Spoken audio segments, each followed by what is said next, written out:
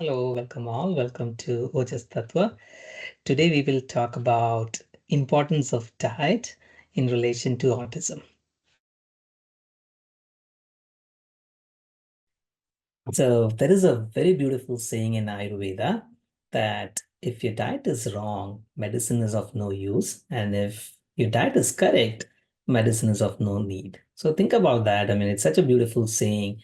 And right there, we know that diet plays is one of the key pillars in maintaining balance in our physiology, at the mind level and overall physiology. Right. So let's talk about, I think in our previous videos, we did talk about gut-brain connection, the gut-brain axis, but let's dive a little bit deeper and see why we talk about the gut-brain connection and why it's important, especially in case of autism and child autism, right? So as you can see here, we do have a bidirectional communication happening between your central nervous system and the second brain in your physiology, which is also called as enteric nervous system, right? So if you look at closely, this ENS or enteric nervous system, it's actually present in your GI tract and throughout this gut level, right?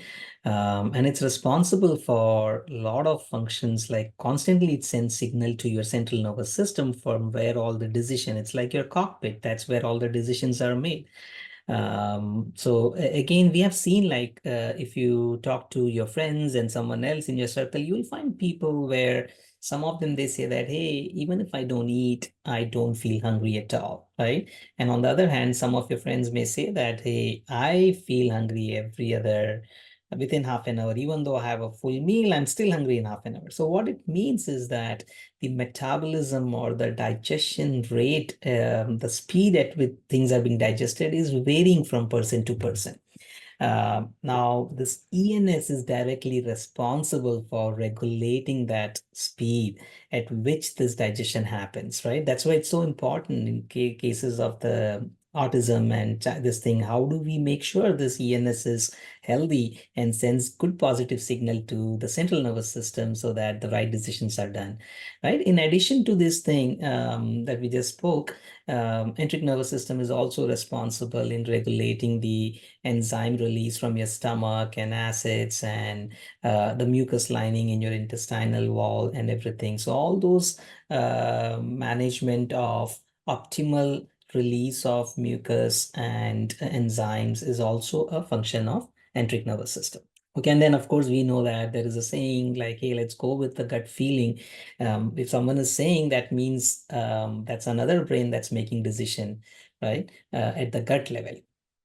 So again, now let's talk about which foods we can avoid, right? So especially in case of, so this may not be a eye opener. You may already know this, but again, we want to reiterate that some of the food that is known to flare the symptoms of ASD are like processed food. Anything that you see, it's packed. You open in a packet, whether it's labeled as organic or natural ingredients, natural flavors, it is still having preservatives, still has gone through a lot of processing and stuff, and that would cause issues triggering that function, right? Refined sugar, we all understand that it has a lot more damage that it does to our physiology. Gluten and casein, we'll talk shortly about that, but those two are also to be avoided. Anything fried, deep fried is not great. Red meat is not good, and caffeine, of course, is not a good food that always triggers the ASD symptoms, right? So let's talk about gluten and casein. So gluten is something that is found in foods like bread, cookies, any pastry. So anything with to do with the flour, especially bleach flour. So both gluten and then of course casein is found in dairy products such as milk, cheese, cottage cheese, um, whatever is made out of like ice creams, right? It's all casein based. So now these two, casein and gluten, they are like a form of protein which is very hard to digest. And especially when kids who have a low metabolism, who have an ASD, and when you give this kind of food, it triggers that symptoms. So one of the reasons you may see most of the kids with ASD would have a constipation issue.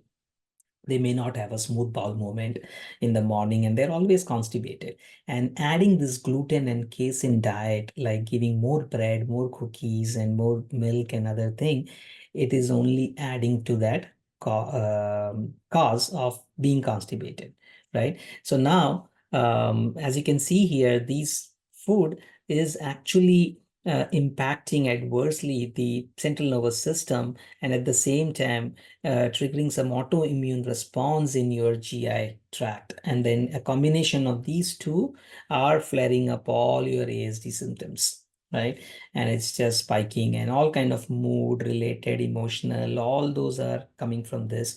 Now, again, there is a lot of studies and research being done, and at some point, we'll dive deep into this, maybe in another video. But at this point, I just want to leave with this thought that gluten and casein-free diet, you can try it out, but again, consult your primary care, consult your practitioner, and always a nutritionist, because if you're taking away some nutrition, we want to make sure that through some alternate food, kid is getting that nutrition that is needed. Okay, so just a word of caution there. Um, Now, what kind of foods can you favor?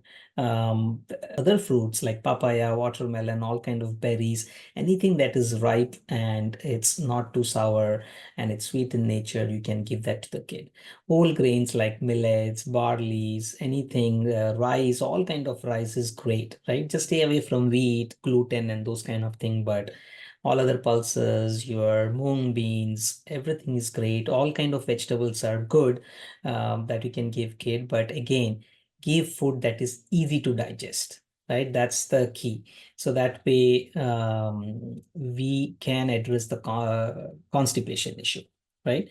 So try to do that. And then again, with that, I think this gave you a little bit insight. I would like to conclude whatever we spoke about. Diet is the beginning, right? If we really want to see improvement in the ASD symptom and try to manage the condition way better, I think start with the diet. And then there is a whole regimen that we can follow. So again, I'll conclude with this beautiful saying that if diet is wrong, medicine is of no use. And when diet is correct, medicine is of no need. Thank you for listening, and I look forward to you on another episode of Ojas Tattva. Take care.